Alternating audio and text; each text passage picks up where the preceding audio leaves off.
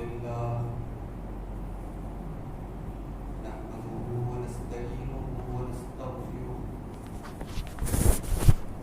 ونعوذ بالله من شرور أنفسنا ومن سيئات أعمالنا من يهده الله فلا مضل له ومن يضلل فلا هادي له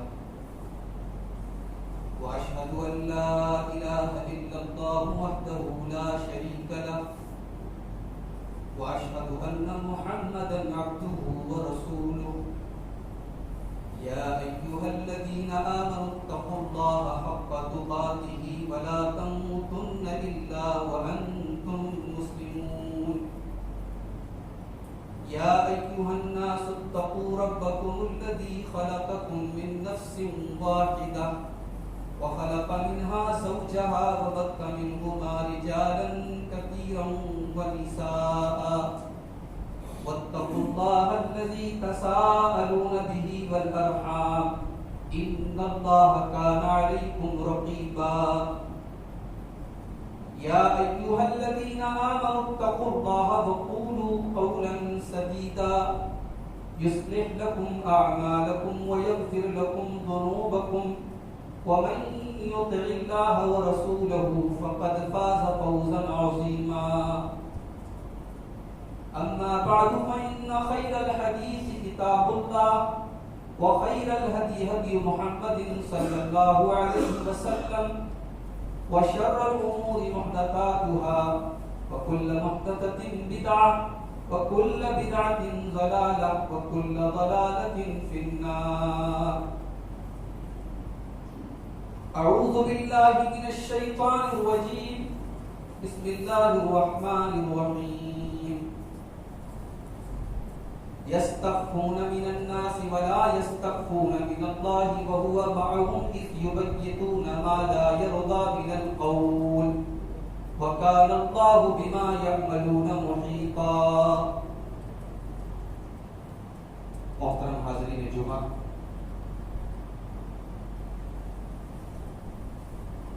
جیسے جیسے انسان ترقی کر رہا ہے، زمانہ آگے بڑھ رہا ہے، ویسے ویسے بہت ساری اخلاقی قدریں سماج سے رخصت ہو رہی، بہت ساری اچھائیاں، بہت سارے بہترین اخلاق ختم ہو رہے ہیں۔ انہی چیزوں میں سے ایک چیز جو سماج سے بہت تیزی سے رخصت ہو رہی ہے، اس کو ہم حیا کہتے ہیں، اردو میں ہم اس کو شرم کہہ سکتے ہیں۔ آج معاشرے سے شرم و حیا بچوں سے لے کر نوجوانوں تک اور نوجوانوں سے لے کر کے بوڑھوں تک، معاشرے کے ہر طبقے سے یہ چیز رخصت ہو۔ ہماری گفتگو میں، ہماری بول چال میں، ہمارے آپسی معاملات میں بہت ساری چیزیں جن کو ہم پہلے بولنے میں شرماتے تھے، اب نہیں شرماتے۔ ہمارے معاشرے میں غصے کا اظہار گالی سے کیا جاتا ہے۔ دو لوگوں کے درمیان اگر کوئی اختلاف ہے تو ایک انسان اپنی طاقت کا اظہار اپنے غلط الفاظ اور اپنی گندی زبان سے کرتا ہے۔ یہ اس بات کا ثبوت ہے کہ وہ ان گندے الفاظ کو گندا نہیں سمجھتا، اگر سمجھتا تو شاید اپنی زبان سے نہ نکالتا۔ تو یہ جو شرم و حیا ہے، اس کی اہمیت کو آج ہم لوگ جو ہے بھول گئے۔ دنیا کے ہر دین کی ایک اسپیشلٹی ہوتی ہے، ایک خصوصیت ہوتی ہے۔ اسلام کی خصوصیت یہ ہے کہ اسلام میں بے حیائی کے لیے کوئی جگہ نہیں۔ اللہ کے پیارے نبی صلی اللہ علیہ وسلم فرماتے ہیں ان لکل دین خلقا وخلق الاسلام الحیا۔ ہر دین کا، ہر مذہب کا ایک کیریکٹر ہے، اسلام کا کیریکٹر حیا ہے۔ اسلام کے کسی بھی حکم میں بے حیائی کی گنجائش نہیں۔ دنیا کے ہر مذہب میں تہوار کے موقع پر، خوشی کے موقع پر یہ ہوتا ہے کہ چلو بھائی آزادی ہے، جو چاہے سو کرو، مگر اسلام میں تہوار کے موقع پر بھی آپ کو کسی ایسے کام کی اجازت نہیں دی ہے جس میں بے حیائی۔ قرآن کریم کی ایک آیت ہے جس کو ہم ہر جمعہ کے خطبے میں پڑھتے ہیں، سورہ نحل کی آیت نمبر 114۔ اس کے بارے میں عبداللہ بن مسعود کہتے ہیں کہ قرآن کی سب سے جامع آیت، اس میں اللہ نے 3 باتوں کا حکم دیا ہے، 3 باتوں سے روکا ہے۔ اور شاید کبھی میں نے اس مسجد میں اس آیت کے اوپر پورا خطبہ بھی دیا ہے، بڑی مشہور آیت ہے، ہم خطبے کے آخر میں اس کو پڑھتے ہیں۔ ان اللہ یأمر بالعدل والإحسان وإیتاء ذی القربى، اللہ 3 باتوں کا حکم دیتا ہے، عدل کرو، احسان کرو، رشتہ داروں کو دو، وینہا، اور اللہ منع کرتا ہے 3 باتوں سے، عن الفحشاء والمنکر والبغی، بے حیائی سے، برائی سے اور ظلم سے۔ اللہ کو بے حیائی پسند نہیں۔ اللہ کے رسول کے ایک صحابی حضرت سعد بن عبادہ ایک دن بات چیت کر رہے تھے، انہوں نے بات چیت میں کہا کہ اگر میں اپنی بیوی کو کسی غیر مرد کے ساتھ دیکھوں لضربتہ بالسیف، تو میں اس مرد کو تلوار سے قتل کر دوں گا، غیر مستفی، اب تلوار کی دھار سے قتل کروں گا، چھوڑوں گا نہیں اس کو۔ یہ بات سن کر کے صحابہ کو بڑی حیرت ہوئی، بڑا تعجب ہوا کہ بھائی اتنے ایگریسو ہوئے، اتنے سخت تھے، کہہ رہے اگر میں نے دیکھ دیا تو میں قتل کروں گا۔ یہ بات اللہ کے رسول کے سامنے آئی، اللہ کے پیارے نبی نے فرمایا اتعجبون من غیرت سعد، کیا تمہیں سعد کی غیرت پر حیرت ہو رہی ہے کہ سعد کے اندر اتنی غیرت کیوں ہے؟ واللہ لأنا أغیر منہ، اللہ کی قسم میں سعد ابن عبادہ سے زیادہ غیرت مند ہوں۔ تمہیں ان کی غیرت پر تعجب ہو رہا ہے، میں ان سے زیادہ غیرت والا ہوں۔ واللہ اغیر منی، اور میرا رب مجھ سے بھی زیادہ غیرت والا ہے۔ ولذلک حرم الفواحش ما ظہر منها وما بطن، اور اسی لیے اللہ تبارک و تعالیٰ نے تمام قسم کے بے حیائی کے کام، چاہے وہ کھلے ہوئے ہوں چاہے وہ چھپے ہوئے ہوں، اللہ نے ان کو حرام کیا۔ تو اسلام میں میرے بھائی بے حیائی کی گنجائش نہیں۔ اسلام تو شرم و حیا والا مذہب ہے، اسلام نے تو ڈائریکٹ ایمان اور حیا کو کنیکٹ کیا ہے کہ اگر آپ کے اندر حیا ہے تو ایمان ہوگا، حیا ہے تو ایمان ہوگا، ایمان ہے تو حیا ہوگا۔ صحیح بخاری کی روایت ہے، اللہ کے نبی نے ایک صحابی کو دیکھا کہ وہ اپنے بھائی کو ڈانٹ رہے ہیں کہ تو بڑا شرمیلا ہے، تیرے اندر تو بڑی حیا ہے، تو بات کرنے میں بھی شرماتا ہے، اپنے بھائی کو ڈانٹ رہے تھے۔ کس بات پہ ڈانٹے تھے؟ وہ بڑا حیا والا ہے۔ اللہ کے نبی نے فرمایا ان کو ڈانٹو مت، فَإِنَّ الْحَيَاءَ مِنَ الْإِيمَانِ، حیا کا تعلق ایمان سے۔ ہمارا رب حیا والا ہے، ہم جس اللہ کی عبادت کرتے ہیں ہمارا معبود حیا والا ہے۔ اللہ کے پیارے نبی صلی اللہ علیہ وسلم فرماتے ہیں ان اللہ حیی ستیر یحب الحیاء والستر، اللہ تبارک و تعالی حیا والا ہے اور اللہ پردہ رکھنے والا ہے، پردہ ڈالنے والا ہے، اور اللہ چاہتا ہے کہ تم بھی حیا کرو اور تم بھی دوسروں کے اوپر پردہ۔ ہمارے نبی صلی اللہ علیہ وسلم کتنے حیا والے تھے۔ صحیح بخاری کی روایت ہے، حضرت ابو سعید خدری کہتے ہیں کان اشد حیاء من الازراء فی خدرها، اللہ کے پیارے نبی صلی اللہ علیہ وسلم کنواری لڑکی سے زیادہ شرمیلے تھے۔ کنواری لڑکی ایک جو پردے میں رہتی ہے اس سے زیادہ شرم و حیا اللہ کے رسول کے اندر تھی۔ اور آگے جو الفاظ کہے حضرت ابو سعید خدری نے وہ ذرا سا نوٹ کیجیے گا۔ بھائی ہم جب اپنے معاشرے میں کوئی چیز ناپسند کرتے تو ہم اس ناپسندیدگی کا اظہار زبان سے کرتے۔ کوئی آدمی ہم کو ناپسند، گالی دے کے بات کرے، کسی کی کوئی حرکت ہمیں بری لگ گئی، ہم بڑے سخت الفاظ میں اس آدمی کا ذکر کرتے۔ یہی ہے نا، یہ ہمارے سماج میں یہ چیز عام ہے کہ ہماری ناپسندیدگی کا اظہار ہماری زبان سے ہوتا ہے اور زبان سے بڑے بھدے الفاظ میں ہوتا ہے۔ حضرت ابو سعید خدری کہتے ہیں کہ اللہ کے پیارے نبی جب کسی چیز کو ناپسند کرتے تھے، کوئی چیز آپ کو ناگوار گزری تو ہم آپ کے چہرے سے پتہ لگا دیتے تھے، ہمیں عرفنا فی وجہی، اللہ کے نبی کو زبان سے کچھ نہیں کہنا پڑتا تھا، آپ کا چہرہ دیکھ کر کے ہمیں احساس ہو جاتا تھا کہ یہ چیز اللہ کے رسول کو پسند۔ یہ ہے شرم و حیا۔ اللہ کے پیارے نبی فرماتے ہیں ما یکون الحیاء فی شیء الا زانہ، جس چیز کے اندر حیا ہو وہ چیز مزین ہو جاتی ہے، اٹریکٹیو ہو جاتی ہے، آکرشک ہو جاتی ہے، سج جاتی ہے، سمجھ جاتی ہے۔ یہ عورت کا سب سے قیمتی زیور جو ہے وہ حیا ہے۔ ایک عورت کے اندر دنیا بھر کی خوبیاں ہیں لیکن حیا نہیں ہے، تو اللہ کے رسول کی حدیث کے مطابق اس کا اصل کہنا اس کے پاس جس چیز کے اندر حیا ہو وہ مزین ہو جاتی ہے۔ اور ایک اور حدیث میں اللہ کے نبی نے فرمایا لا یأتی الحیاء الا بخیر، کہ حیا کا نتیجہ ہمیشہ اچھا ہوتا ہے، حیا کا نتیجہ برا نہیں ہوتا۔ اگر انسان کے اندر شرم و حیا ہے اس کا نتیجہ اور انجام اچھا ہوتا ہے۔ آج ہم اگر تھوڑا بہت شرماتے بھی ہیں تو لوگوں سے شرماتے ہیں، بہت سارے کام اس لیے کرتے ہیں کہ لوگ کیا کہیں، ہمیں لوگوں سے شرم آتی ہے۔ بھائیو اصل حیا یہ ہے کہ انسان اللہ سے شرمائے۔ لوگوں سے شرمانے والے تو منافق بھی تھے، نبی اکرم کے زمانے میں وہ منافق جو اسلام کے کٹر دشمن تھے، جو گڈھا کھودتے تھے اسلام کے خلاف، وہ بھی پانچوں ٹائم کی نماز میں آتے تھے، یہ الگ بات ہے۔ اللہ نے فرمایا وَإِذَا قَامُوا إِلَى الصَّلَاةِ قَامُوا كُسَالَىٰ، گرتے پڑتے بڑی کاہلی کرتے تھے، بڑی سستی کرتے، بڑی مشکل سے نماز، لیکن آتے تھے نماز۔ کیوں؟ ایک شرم تھی، کوئی لوگ کیا کہیں، ہمارے ایمان پر لوگ جو ہمیں بظاہر مسلمان سمجھتے ہیں، اگر مسجد میں آنا چھوڑ دیں گے تو وہ بھی لوگ نہیں سمجھیں گے۔ اللہ نے وہ منافقوں کا ذکر کرتے ہوئے سورہ نساء کی آیت نمبر 108 میں فرمایا یستخفون من الناس ولا يستخفون من الله وهو معهم اذ يبيتون ما لا يرضى من القول وكان الله بما يعملون محيطا۔ اے نبی ذرا ان منافقوں کو دیکھو، یہ لوگوں سے تو شرماتے ہیں لیکن اللہ سے نہیں شرماتے۔ انہیں اس کی تو فکر ہے کہ لوگ کیا کہیں گے، انہیں اس کی کوئی چنتا نہیں کہ اللہ کیا کہے گا، جبکہ اللہ تعالیٰ ان کی ایک ایک حرکت سے باخبر ہے۔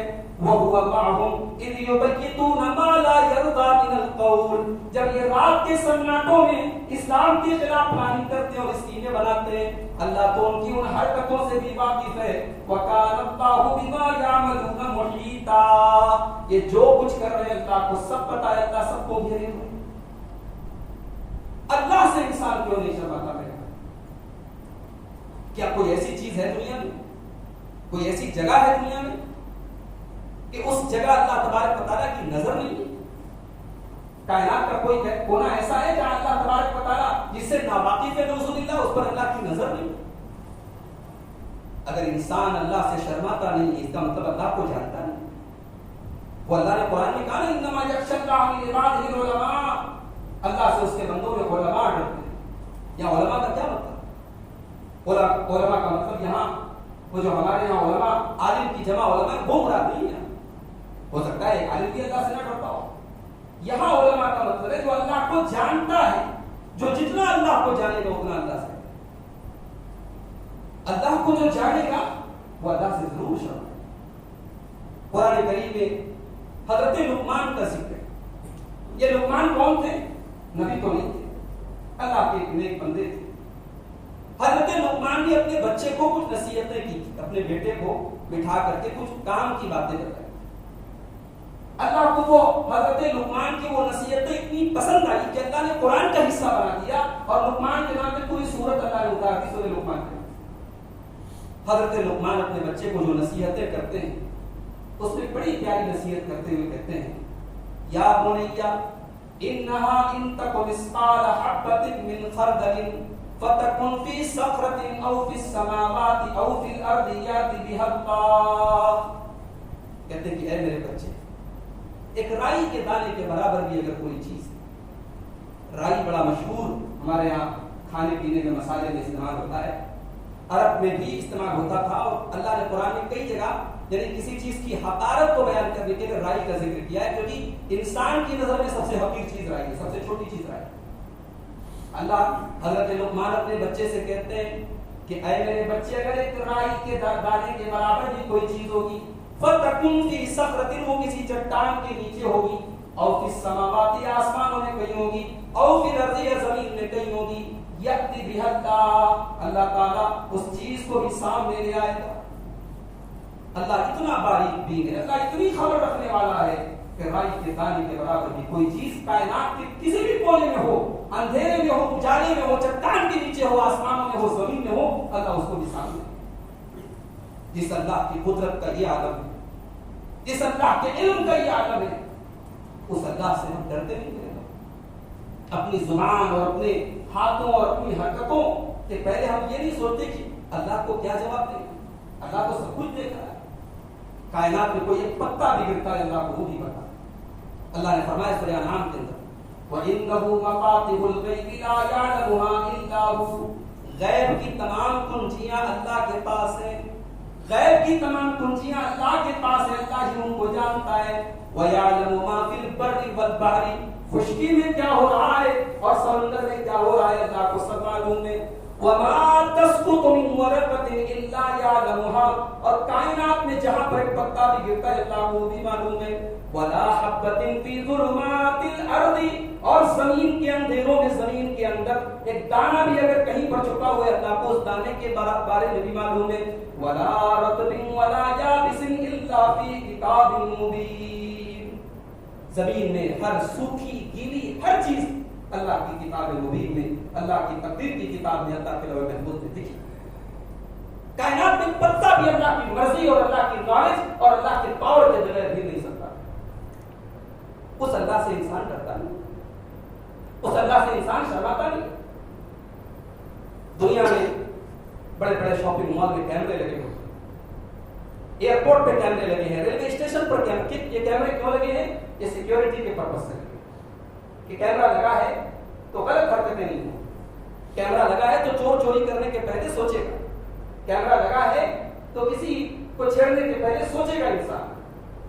دنیا کے یہ کیمرے انسان کے بنائے، یہ مینول کیمرے، یہ انسان کے بنائے ہوئے کیمرے، یہ فیل ہو سکتے ہیں، ان کا وائر کٹ ہو سکتا ہے، ان کا سسٹم فیل ہو سکتا ہے، لیکن اللہ کا کیمرہ، اللہ کا کیمرہ تو 24/7 آن ہے، اللہ کا کیمرہ تو ہمیشہ آن۔ اللہ کا کیمرہ کیسا ہے؟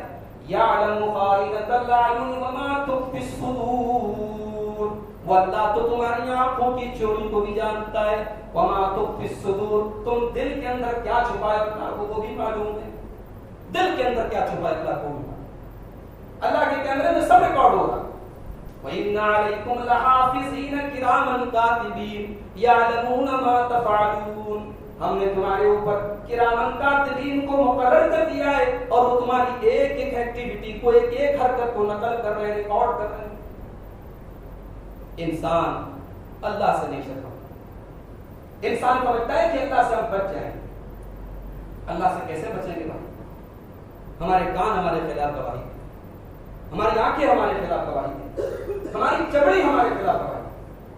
اللہ نے فرمایا سورہ حامیم سجدہ کی وَمَا كُنْتُمْ تَسْتَطِيعُونَ أَنْ يَشْهَدَ عَلَيْكُمْ سَمْعُكُمْ وَلَا أَبْصَارُكُمْ وَلَا جُلُودُكُمْ، میرے بندو تم کائنات میں کہیں بھی چلے جاؤ کیا تم اس سے بچ سکتے ہو کہ تمہارے کان تمہارے خلاف گواہی دیں گے، تمہاری آنکھیں تمہارے خلاف گواہی دیں گی، تمہاری چمڑی تمہارے خلاف گواہی دے گی۔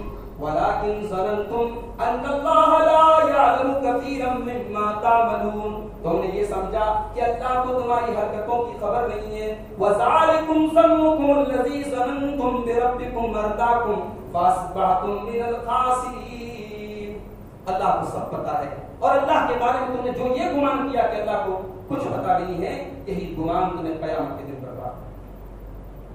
میرے بھائیوں، میرے دوستوں، آج بچے سے لے کر بوڑھے تک آج شرم و حیا جو رخصت ہو رہی ہے سماج، ہمیں اس پر غور کرنے چاہیے۔ اللہ نے قرآن کے 18ویں پارے میں جب عورتوں کو پردہ کرنے کا حکم کیا، اللہ نے کہا کہ عورتوں کو ایسے بچوں سے پردہ نہیں کرنا ہے۔ اب الطفل الذین لم یظہروا علی عورات النساء، جو عورتوں کے راز کی باتیں نہیں جانتے، یعنی کچھ باتیں ایسی ہوتی ہیں جو وہ بچے، ان بچوں کا ذہن وہاں تک نہیں جا سکتا، وہ اتنے چھوٹے ہیں۔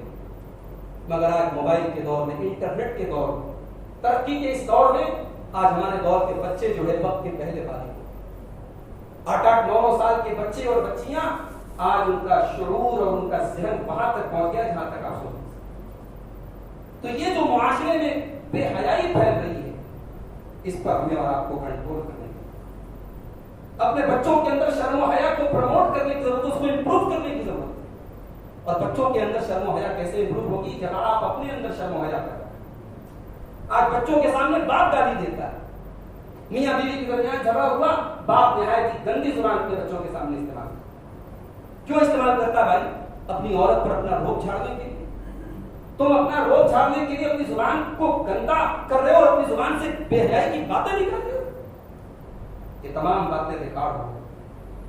اللہ نے سورہ قاف میں فرمایا ما یلفظ من قول الا لدیہ رقیب عتید، تیری زبان سے جو کچھ بھی نکل رہا ہے وہ سب ہمارے یہاں ریکارڈ ہو رہا ہے۔ زبان سے نکلنے والا ایک لفظ ریکارڈ ہو۔ اور وہ مشہور حدیث یاد کیجیے، جب حضرت معاذ بن جبل کو اللہ کے رسول نے بہت ساری باتوں کے بارے میں بتایا، نماز کے بارے میں بتایا، صدقہ کے بارے میں بتایا، روزے کے بارے میں بتایا، جہاد کے بارے میں بتایا، پھر آپ نے کہا کہ اے معاذ بن جبل، کیا میں تجھے ان تمام باتوں کا خلاصہ نہ بتا دوں؟ کہا کہ اللہ کے رسول ضرور بتا دیجیے۔ آپ نے اپنی زبان کی طرف اشارہ کر کے کہا کہ اے معاذ، اس زبان کو تو ہمیشہ اپنے کنٹرول میں رکھ، اس زبان کو ہمیشہ اپنے قابو میں رکھنا۔ حضرت معاذ بن جبل نے بڑی حیرت سے سوال کیا وَإِنَّا لَمُؤَاخَذُونَ بِمَا نَتَكَلَّمُ، اے اللہ کے رسول، کیا زبان سے نکلنے والی بات پر ہماری پکڑ ہوگی؟ کیا زبان سے نکلنے والی بات پر ہماری پکڑ ہوگی؟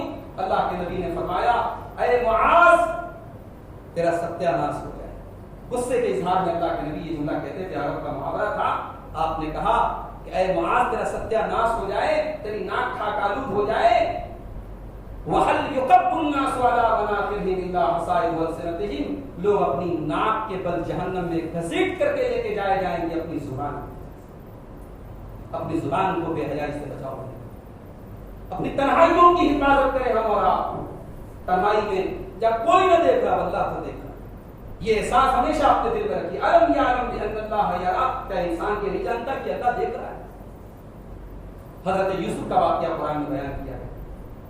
حضرت یوسف علیہ السلام جوان ہیں، خوبصورت ہیں، خوبصورت بھی کیسے خوبصورت ہیں؟ اللہ کے رسول فرماتے ہیں دنیا کی آدھی خوبصورتی یوسف کو، اتنے خوبصورت ہیں، جوان ہیں، خوبصورت ہیں۔ اور عزیز مصر جس کے گھر میں حضرت یوسف کو پناہ ملی تھی، جو بازار مصر سے ان کو خرید کے لایا تھا، اور جس گھر میں ایک لمبا عرصہ حضرت یوسف نے گزارا تھا، اسی کی بیوی جس کا نام اکثر مفسرین نے زلیخا لکھا، زلیخا ان کے اوپر عاشق ہو گئی، زلیخا ان کے اوپر فریفتہ ہو گئی۔ اب زلیخا نے ایک دن حضرت یوسف کے ساتھ بدکاری کا ارادہ۔ اللہ تعالیٰ قرآن کریم میں جب کوئی واقعہ بیان کرتا ہے تو ہم جانتے ہیں کہ کسی واقعے کی اللہ تعالیٰ اتنی ہی بات بیان کرتا ہے جتنی کی ضرورت ہو، مگر جب زلیخا نے یوسف علیہ السلام کے اوپر ڈورے ڈالے تو اللہ نے پورا نقشہ کھینچا کہ وہ سچویشن کیسی تھی۔ قرآن کریم کا 12واں پارہ اٹھائیے اور سورہ یوسف کی آیات ان کو پڑھیے۔ وَرَاوَدَتْهُ الَّتِي هُوَ فِي بَيْتِهَا وَغَلَّقَتِ الْأَبْوَابَ، یوسف علیہ السلام کو اس عورت نے اپنے جال میں پھنسانے کی کوشش کی۔ اس عورت کے گھر میں یوسف علیہ السلام رہا کرتے تھے۔ وَغَلَّقَتِ الْأَبْوَابَ، اور اس نے سارے کے سارے دروازے بہت اچھی طریقے سے بند کر دیے، سارے دروازے اس نے بند کر دیے۔ اب ذرا سچویشن کا اندازہ لگائیں، یوسف علیہ السلام اسی گھر میں رہنے والے ہیں، کوئی باہر کے فرق نہیں ہے کہ کسی کو کوئی شک ہو، اور یوسف علیہ السلام جوان بھی ہیں، اور جوانی ظاہر ہے اپنے ساتھ بہت سارے فتنے بھی اس کے ساتھ ہوتے ہیں، بڑے تقاضے ہوتے ہیں انسان کے۔ جوان ہیں، خوبصورت ہیں، اور عورت خود ان کو دعوت گناہ دے رہی ہے، سارے دروازے بند کرتے ہیں۔ وقالت حیت لک، اور وہ کہتی ہے حیت لک، یوسف میرے پاس آ جاؤ۔ یوسف علیہ السلام اس نازک سچویشن میں کیا کہتے ہیں؟ قال معاذ اللہ، میں اللہ کی پناہ طلب کرتا ہوں۔ ایک پیغمبر کو بھی اللہ کی مدد کی ضرورت پڑی اس صورتحال۔ کوئی انسان یہ نہ سمجھے کہ صاحب میرا کیریکٹر تو بہت صاف ہے، میں بچ جاؤں گا، ارے تیری کیا اوقات ہے؟ عورت کا فتنہ دنیا کی سب سے خطرناک فتنوں میں سے، اسی لیے اللہ نے جب عورت کے فتنے کا ذکر کیا قرآن کے 5ویں پارے میں، تو اللہ نے فرمایا وَخُلِقَ الْإِنسَانُ ضَعِيفًا، انسان بڑا کمزور پیدا کیا گیا عورت کے بعد۔ ایک نبی کو، پیغمبر کو اپنے آپ کو بچانے کے لیے اللہ کی پناہ لینی پڑی۔ قال معاذ اللہ، کہ میں اللہ کی پناہ چاہتا ہوں۔ انہ ربی احسن مثواي انہ لا يفلح الظالمون، میرے رب نے تیرے گھر میں مجھے ٹھکانہ دیا ہے، تیرے گھر میں اللہ نے مجھے پناہ دی ہے، اور میں اپنے کسی مالک کی بیوی کے ساتھ اتنا غلط کام کروں؟ انہ لا يفلح الظالمون، یہ ظلم میں نہیں کر سکتا، ظلم کرنے والے کبھی کام نہیں کر سکتا۔ یہ ہوتی ہے حیا، یہ ہوتی ہے شرم جو حضرت یوسف علیہ السلام نے۔ ایک اور واقعہ آپ کو سنانا چاہتا ہوں۔ امام ذہبی اس واقعے کو اپنی کتاب سیر اعلام النبلاء میں نقل کرتے ہیں. عبداللہ بن عمر رضی اللہ تعالیٰ وہ سفر میں جا رہے ہیں, بھوک لگی ہے, پیاس لگی ہے. اچانک انہوں نے دیہاتی کو دیکھا, ایک بدو کو دیکھا, وہ اپنی بکریوں کو لے کے جا رہا ہے, چرا رہا ہے, چرواہا ہے, بکریوں کو چرا رہا ہے. حضرت عبداللہ بن عمر نے اس کو بلایا, کہا ایک کام کرو, ایک بکری کا دودھ جو ہے مجھے دو کر کے دے دو, میں مسافر ہوں, بھوکا پیاسا ہوں, اس کی تم قیمت مجھ سے لے لو. اس نے کہا صاحب میں ان بکریوں کا مالک نہیں ہوں, میں چرواہا ہوں, میرے مالک نے مجھے چرانے کی اجازت دی ہے, میں آپ کو ان کا دودھ نہیں پلا سکتا. عبداللہ بن عمر کو بڑی حیرت ہوئی کہ یہ ایک عربی ہے, دیہاتی ہے, ایک ان پڑھ آدمی ہے, اس کے اندر اللہ کا اتنا ڈر ہے, اپنی ذمہ داری کا اتنا احساس ہے کہ کہہ رہا ہے کہ میں بکری کا دودھ نہیں پلاؤں گا. حضرت عبداللہ بن عمر نے اس کو پرکھنے کے لیے ایک اور آفر پیش کیا, کہا ایک کام کرو, تم اس میں سے ایک بکری مجھے دے دو, اس کا میں دودھ بھی لوں گا, اس کے بعد اس کو ذبح کر کے میں اس کا گوشت وغیرہ کھا جاؤں گا, اور اس کی قیمت میں تمہیں دے دیتا ہوں, اور تم جب واپس جاؤ گے تمہارا مالک پوچھے گا تو بتا دینا کہ بھیڑیا کھا گیا.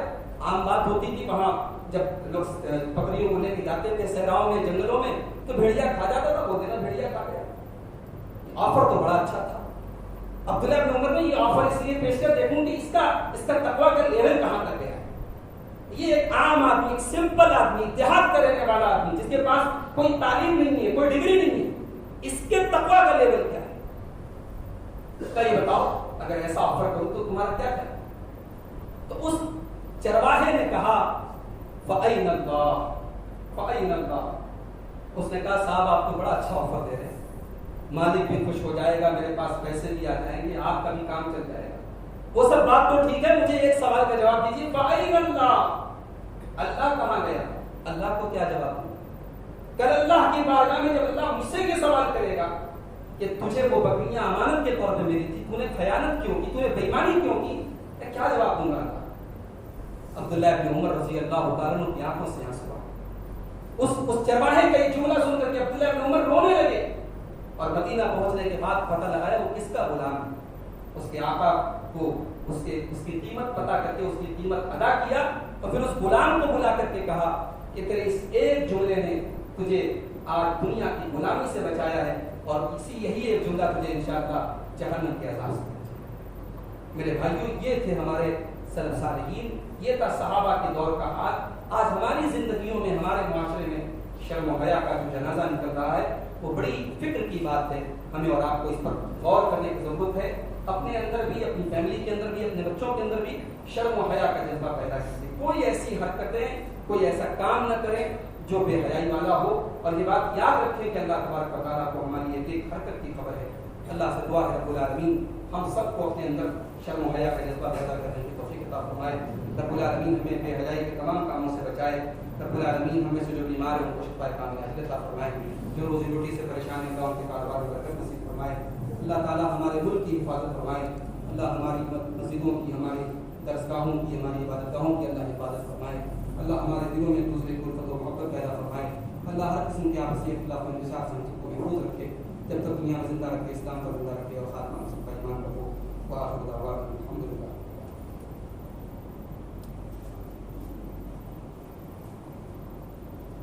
الحمد لله كفى وسلام على عباده الذين اصطفى. أما بعد, أعوذ بالله من الشيطان الرجيم. بسم الله الرحمن الرحيم. إن الله وملائكته يصلون على النبي يا أيها الذين آمنوا صلوا عليه وسلموا تسليما. اللهم صل على محمد وعلى آل محمد كما صليت على إبراهيم وعلى آل إبراهيم إنك حميد مجيد. اللهم بارك على محمد وعلى آل محمد كما باركت على إبراهيم وعلى آل إبراهيم إنك حميد مجيد. اللهم أعز الإسلام والمسلمين وأذل الشرك والمشركين ودمر أعداء الدين. إن الله يأمر بالعدل والإحسان وإيتاء ذي القربى وينهى عن الفحشاء والمنكر والبغي يعظكم لعلكم تذكرون.